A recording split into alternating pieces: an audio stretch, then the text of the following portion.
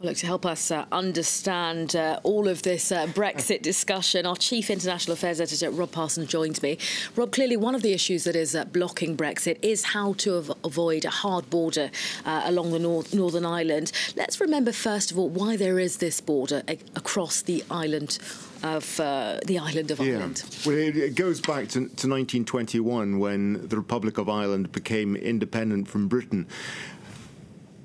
With the exception of 6 counties of Ulster in the northeast of Ireland, which were predominantly populated by Protestant Irish who chose to stay with Great Britain.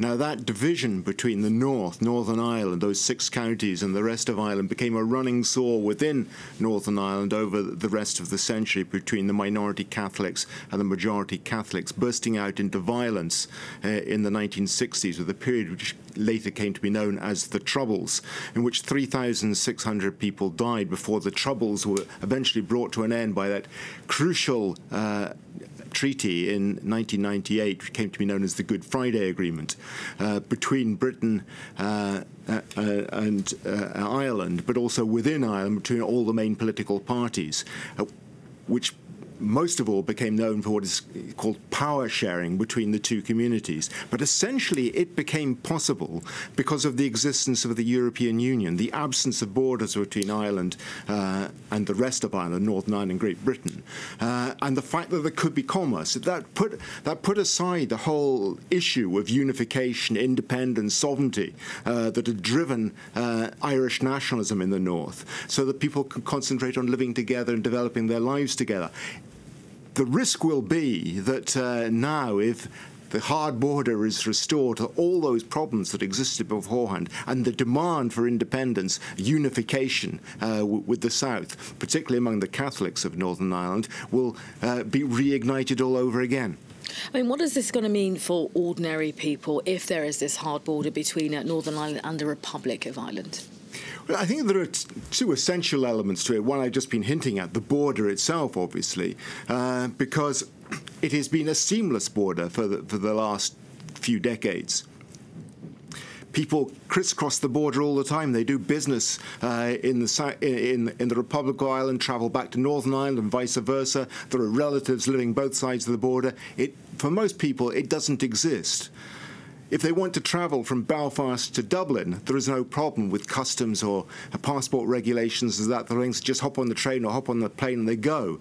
If the border becomes hard again, all those problems are going to be reinstated. Travel between relatives is going to become harder. There's the risk that the border posts will have to be put up, and there is the risk that because of that there will be violence again, because people will resent those border posts, and the sort of problems we had during the Troubles could be reignited. The other issue, which I think is important, is the one of civil rights, because what started off the whole problem in the 1960s was the issue of civil rights, the fact that the minority Catholic population felt that they were prejudiced against by the majority Protestant population and supported by the institutions of the state.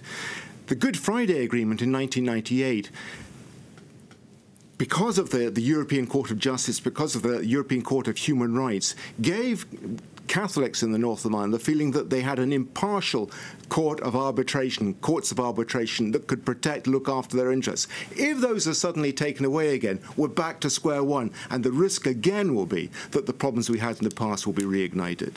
Now, we know that the majority of people in Northern Ireland voted against Brexit in 2016. Is that still the same take that they have now? Yes, well, in 2016, 56% of the people of Northern Ireland voted in favour of staying inside the European Union.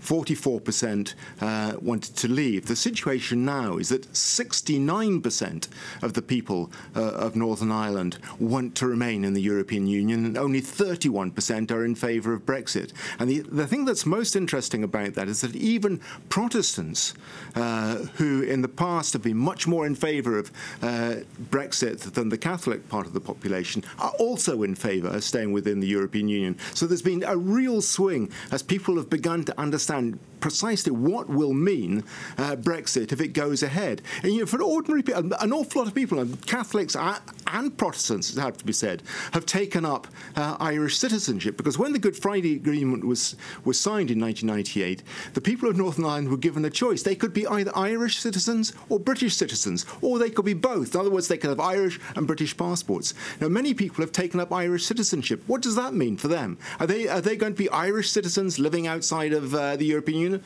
Problems ahead, loads of them. All right, Rob, our International Affairs Editor, Chief International Affairs Editor, thank you.